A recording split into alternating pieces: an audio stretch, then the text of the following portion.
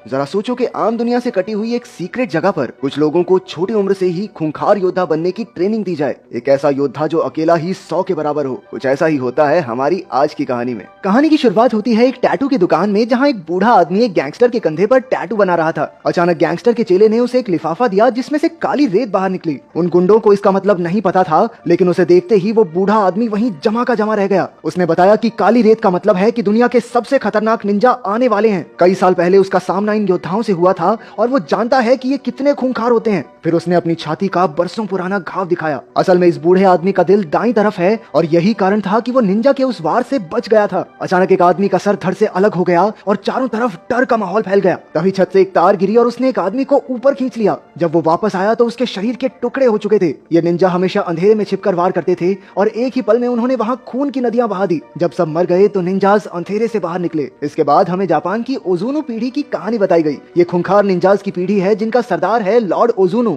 ये लोग दुनिया भर से बच्चे इकट्ठा करते हैं और कड़ी ट्रेनिंग के बाद उन्हें निंजा बनाया जाता है। इन निंजाज के बारे में दुनिया के सभी बड़े लोग जानते हैं, लेकिन आम जनता को इनकी कोई भनक नहीं। कोई भी इन्हें 100 किलो सोना देकर किसी का भी कत्ल करवा सकता है। ओजुनु पीढ़ी सदियों से अंधेरे में काम करती आ रही है। बताया जाता है कि रशियन प्रेसिडेंट और जापान के प्रधानमंत्री की मौत के पीछे भी इनका ही हाथ था। एक दिन लॉर्ड ओजुनु राइजो नाम के एक बच्चे को वहां लाए। उसके माँ बाप ने उसे लावारिस छोड़ दिया था, इसलिए ओजुनु उसे अपने साथ ले आया। ओजुनु को मन ही मन में लगा कि ये बच्चा आगे चलकर इस पीढ़ी का सरदार बनेगा। इसी वजह से उसकी काफी सख्त ट्रेनिंग होने लगी। 10 साल की उम्र तक उसके शरीर पर कई घाव थे जो उसे गलतियों की सजा के तौर पर मिले थे। उनके मुताबिक एक निंजा को हमेशा छिपकर रहना चाहिए, इसलिए राइजो को लकड़ी की जमीन पर चलवाया जाता और अगर हल्की सी आवाज भी हुई तो ओजुनु उसके पैर पर जोर से वार करता। रात को वो दर्द की वजह से सो तक नहीं पाया, लेकिन तभी किरिको नाम की एक लड़की ने आकर उसके घाव पर मरहम लगाई। वो भी उसकी तरह निंजा ट्रेनिंग ले रही थी। वहाँ सबको सिखाया जाता था कि किसी भी तरह के इमोशंस को अपने अंदर से निकाल कर फेंक दो, लेकिन किरिको सबसे अलग थी। उसे लोगों को मारना बिल्कुल गलत लगता था। जैसे जैसे वक्त बीतता गया राइजो और किरिको बड़े होते गए, लेकिन दोनों में कोई खास बातचीत नहीं हुई। वो दोनों सिर्फ दूर से ही एक दूसरे को देखते थे। राइजो अब ओजुनु पीढ़ी का सबसे काबिल निंजा बन गया था, लेकिन अपने सीनियर ताकेशी का सामना करते हुए वो हार गया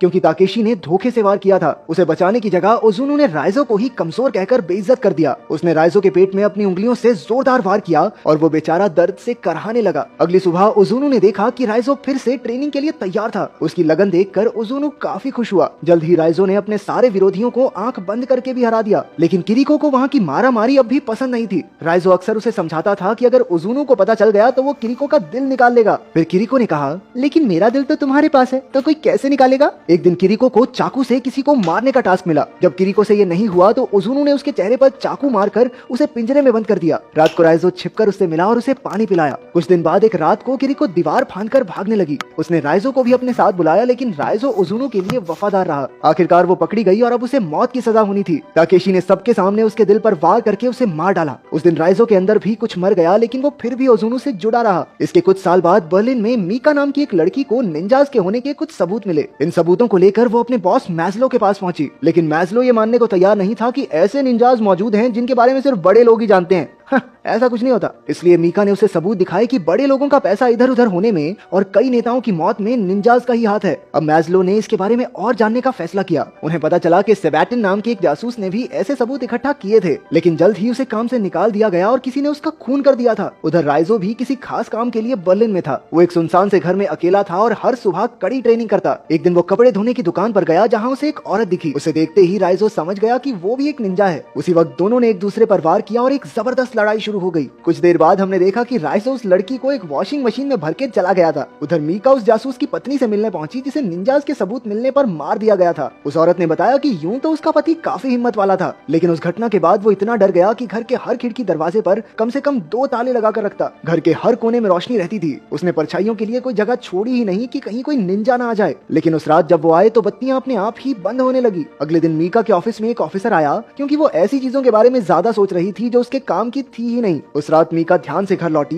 लेकिन उसने देखा कि पूरी गली में ही लाइट नहीं थी। वो फिर भी अपने घर में घुसी और उसी वक्त एक निंजा ने उस पर हमला कर दिया। हैरानी की बात तो ये थी कि एक दूसरे निंजा ने उसकी जान बचाई और सारे कातिलों को खत्म कर दिया। ये कोई और नहीं बल्कि राइजो ही था। हमने देखा कि इससे पहले अपने मिशन पर राइजो ने अपना सारा गुस्सा निकाला और बड़ी बेरहमी से उस आदमी का कत्ल कर दिया। इस मिशन के बाद वो छत पर बाकी निंजाज से मिलने गया। लॉर्ड ओजुनु ने कहा कि उसे राइजो पर गर्व है, लेकिन अचानक राइजो ने उस पर हमला कर दिया और उसकी आंख और चेहरे को चीर डाला। उसके साथ के निंजाज ने ने लीडर पर हमला करने की वजह से उसे काफी जख्मी करके छत से नीचे फेंक दिया। खुशकिस्मती से राइजो पानी में गिरकर बच निकला। उस दिन के बाद राइजो ने निंजास के खिलाफ काम करना शुरू कर दिया और उनके हर मिशन को चौपट किया। उसने मीका की जान भी इसीलिए बचाई थी। इसके बाद दोनों एक होटल में पहुंचे और अपने कपड़े बदले, क्योंकि निंजा खास सूंघने की शक्ति से इंसानों तक पहुंच जाते हैं। फिर मीका ने मैज़लो को बताया कि वो तो राइजो के साथ है, लेकिन मैज़लो को तो राइजो को पकड़ने के ऑर्डर्स मिले थे। वो जानता था कि राइजो उनका दुश्मन नहीं है, लेकिन उसे ऑर्डर तो मानने ही होंगे। इसलिए जब मैज़लो मीका और राइजो से मिलने गया तो पुलिस ने उसे बंदी बना लिया। फिर उसे एक सुनसान जेल में कैद करके जंजीरों से बांध दिया गया। जब मीका को पता चला कि इसमें मैज़लो भी मिला हुआ है तो वो उससे बात करने गई, लेकिन मैज़लो उसे रिहा करने के लिए हरगिज राजी नहीं हुआ, क्योंकि राइजो जेल में ही निंजाज से सुरक्षित रह सकता है। रात को मीका राइजो को पानी पिलाने गई, लेकिन फिर राइजो कहने लगा कि निंजाज किसी भी वक्त यहाँ आ जाएंगे। मीका ने मैज़लो को भी सावधान करने की कोशिश की, लेकिन अब बहुत देर हो चुकी थी। अचानक लाइट्स चली गई और निंजाज अंधेरे से बाहर निकले। उन खतरनाक योद्धाओं के सामने जाबाज सैनिकों की फौज और उनके हथियार भी कम पड़ गए। तभी मीका ने राइजो की जंजीरें खोलकर उसे रिहा कर दिया। फिर उसने निंजाज का मुकाबला करते हुए मीका को भाग जाने को कहा। हालांकि राइजो ओज़ुनु पीढ़ी का सबसे बेहतरीन निंजा था,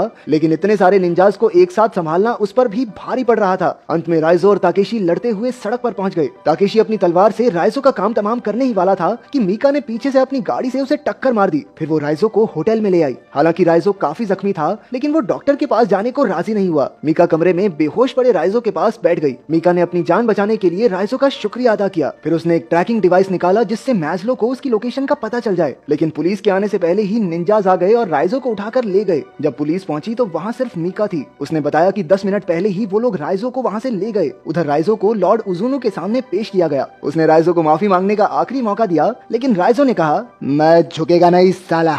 इससे ओज़ुनु का गुस्सा 7वें आसमान पर पहुंच गया, क्योंकि कुछ साल पहले तक तो उसने सोचा था कि यही लड़का आने वाले समय में पूरे कबीले का सरदार बनेगा। उसने राइजो को किरिको की जगह खड़ा किया और फिर अपनी उंगलियों से 3 बार खतरनाक वार किए। आमतौर पर ओज़ुनु के एक ही वार से लोग मर जाते थे, लेकिन राइजो ने तो बस खून की उल्टी की। उसके साथ साथ ट्रैकिंग डिवाइस भी बाहर आ गया। उसी वक्त मीका ने पूरी पुलिस फौज के साथ हमला करके खलबली मचा दी। कई निंजाज धमाकों में मारे गए। इस खूनी जंग में दोनों तरफ से कई लोग शहीद हुए। वहीं राइजो को ताकेशी और उसके आदमियों ने घेर लिया। राइजो ने आव देखा ना ताव और एक एक करके सबको धूल चटा दी। फिर ताकेशी और राइजो आमने सामने आए और अपना पूरा जोर लगा दिया। आखिरकार जीत राइजो की हुई और उसने ताकेशी के शरीर का एक हिस्सा काट फेंका। अब बारी थी ओज़ुनु की। उसने देखा कि ओज़ुनु एक कमरे में आराम से बैठा था। वहीं बाहर जबरदस्त धमाके हो रहे थे। अचानक ओज़ुनु हवा में ही गायब हो गया और राइजो के पीछे के अंधेरे से निकला। सिर्फ एक धक्के से उसने राइजो को हवा में उड़ा दिया। फिर दोनों ने अपनी तलवारें निकाली और एक दूसरे के खून के प्यासे हो गए। ओज़ुनु ने एक बार फिर उसे माफी मांगने का मौका दिया और कहा कि वो राइजो का बाप है, वो ही उसे वहाँ लेकर आया था और बचपन से आज तक पाला है। लेकिन राइजो ने जवाब दिया कि वो किसी का बेटा नहीं और ओज़ुनु को खत्म करके ही वो आजादी की पहली सांस लेगा। फिर वो ओज़ुनु पर लपक पड़ा, लेकिन वो एक बार फिर से गायब हो गया। तभी मीका राइजो की मदद करने पहुंची। मौका देखकर ओज़ुनु ने पीछे से मीका की छाती के तलवार आर पार कर दी। ये देखकर राइजो को याद आ गया कि कैसे इन दरिंदों ने उसके बचपन के प्यार किरिको को मार डाला था। गुस्से से भरकर राइजो ने एक ही झटके में अपनी तलवार से ओज़ुनु के 3 टुकड़े कर दिए। राइजो मीका को बाहर लाया और डॉक्टर्स ने उसे देखा। पता चला कि मीका का दिल दरअसल दाईं ओर है, इसलिए वो बच जाएगी। आखिरकार राइजो ने एकेडमी की दीवार फांदी और वैसा ही किया जैसा किरिको चाहती थी। इस तरह वो किरिको को अपने दिल में बसाए वहाँ से चला गया। क्या तुमने किसी को सच्चे दिल से चाहा है? और अगर हाँ तो तुम्हारा प्यार मुकम्मल हुआ या नहीं, कमेंट्स में जरूर बताना।